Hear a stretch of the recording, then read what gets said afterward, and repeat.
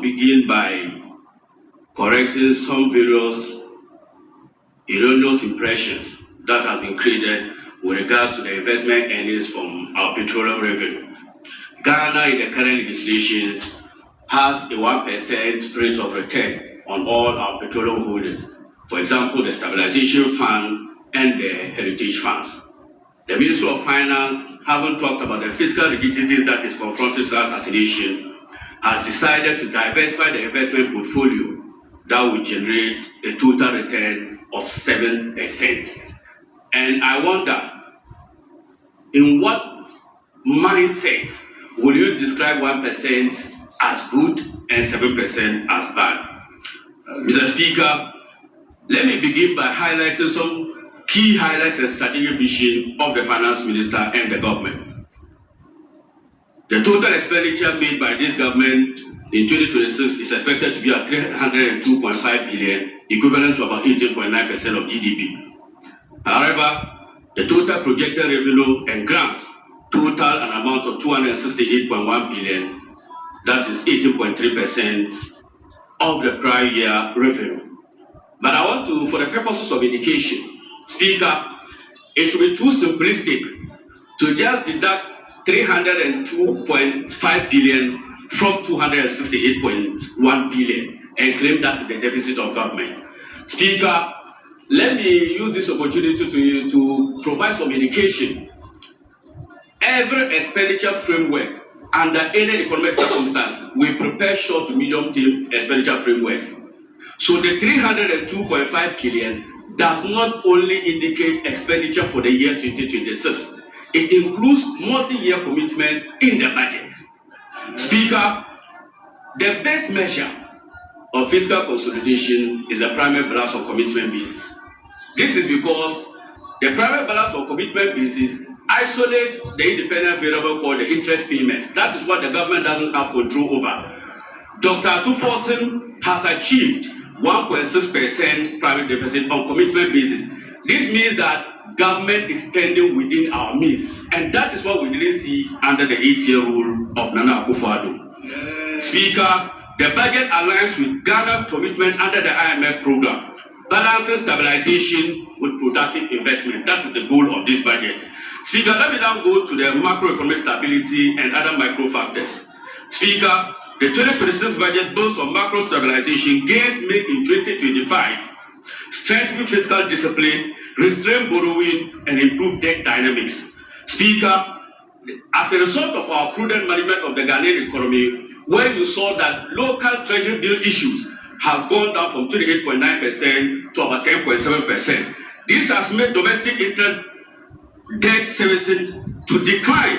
For instance, if you look at the interest payment projections, they are more manageable and within means.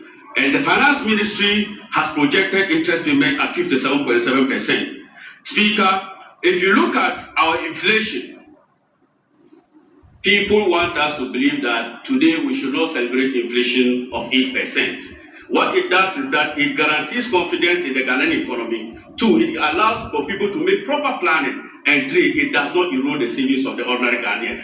That is a micro factor that I want my brothers to know. Speaker, in 2026, the Finance Ministry projects inflation to still be within the 6 to 10% inflation band. Mr. Speaker, let me now come to the growth projections. In March, when I was contributing to the debate, I made it clear that it is not the absolute growth that we are worried about. It's the source of the growth or the drivers of growth. This current growth of 4.8% that is expected at the end of the year is largely driven by manufacturing, industry, and agriculture.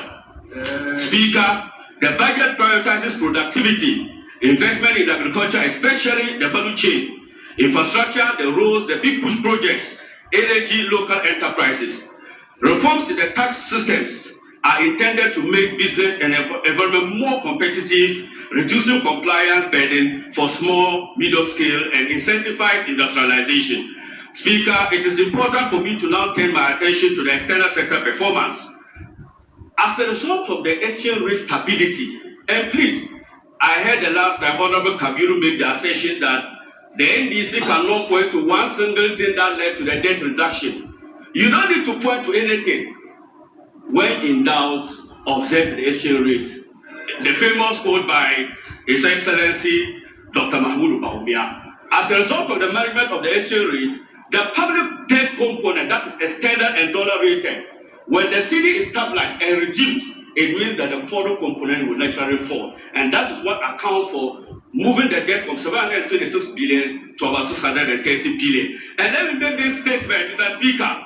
President Akufo-Addo, since 1950s up to date, before President Akufo-Addo, we have had 13 presidents.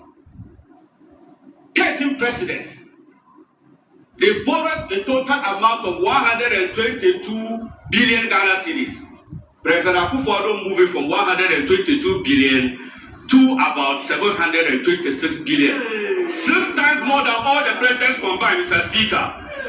Mr. Speaker, if you look at the credit ratings, Fitch upgraded Ghana long-term foreign currency issuer default rating from restricted default to B- with a stable outlook, citing progress of external debt restructuring, macroeconomic stability, and credit policy risk. S&P also upgraded Ghana ratings to B- with a stable outlook, pointing to improved external balances and stronger policy credibility. Mr. Speaker, I have this to say from a Bloomberg website. The importance of good credit ratings, this is what Bloomberg has to say. These upgrades are not symbolic. They reflect real improvements in Ghana external liquidity, its capacity to save debt, and investor confidence. That is the impact of these things making on that. Mr. Speaker, Ghana has successfully restructured about 30.1 billion euro bond debt that they bequeathed to us under the MPP regime. Mr. Speaker, it is important for me to touch basically with infrastructure. The roads minister is here. I am proud to be associated with the NDC government that is committed to spending 30 billion Ghana cedis in the Big Push program. And this will be the largest single-year investment in fiscal and infrastructure in recent history. Yeah. Mr. Speaker, this is not the usual 11,000 kilometers of roads President Akufo-Addo mentioned here. This infrastructure investment we are seeing is linked directly to productive sectors. These roads will support agriculture, enclave development, regional integration, and trade routes. Mr. Speaker, the agriculture sector, which is the major driver of employment and food security in our country, is expected to be transformed, and the pillar is indicated in the budget, where we allocate 245 million Ghana cedis to food security and agro-industrial programs. Speaker, about 828 million Ghana cedis for industrial enclave roads, about 1,000 kilometers of roads is expected to improve agriculture. Speaker, 690 million Ghana cedis to operationalize the farm service centers, which we are proud to initiate and start next year by commissioning the first 50 phase of the farm mechanization centers. Mr. Speaker, 6.9 billion Ghana cedis, and this is where my interest is. NPP left this country with a total unemployment of 14.7%. Currently, if you look at the quarterly outreach from GSS, it is expected that about 5% reduction in poverty. That is the incident of poverty these programs are doing for our nation. Yeah. Mr. Speaker, this budget doesn't seek to consolidate on only business and investment destinations. We are also mindful of the vulnerable. Mr. Speaker, let me take your attention to social investments and safety nets as contained in the budget. When you look at the livelihood empowerment against poverty, a whopping 1.1 billion Ghana cedis has been allocated to deal with the vulnerable. The Women's Development Bank, about 401 billion, apprenticeship and the rest. Finally, I can see my time is running out. What I will say is that the outturn is out now finally. In the beginning of the year, you say we are just doing projections. Now the outturn is out. Indicators pound by pound, 2024, 2025. GDP growth for 2025 was 5.2%. That was the first 2 quarters. Currently, we are doing 6.3%. Yeah. Inflation end year was 23.8%. Currently at 8%. Yeah. Debt to GDP ratio of 68.1%. Currently 45%. Yeah. Fiscal deficit of about 3% of GDP. Currently 2.8%. Yeah. Non-oil growth rate, that is 7.8% at a time, and currently we are growing and growing and growing better. Yeah. I will end my statement, Mr. Speaker, by quoting from a famous playwright, which is, if you watch Game of Thrones before, they will say that Grandmaster Pesel will say that the small council grows smaller and smaller.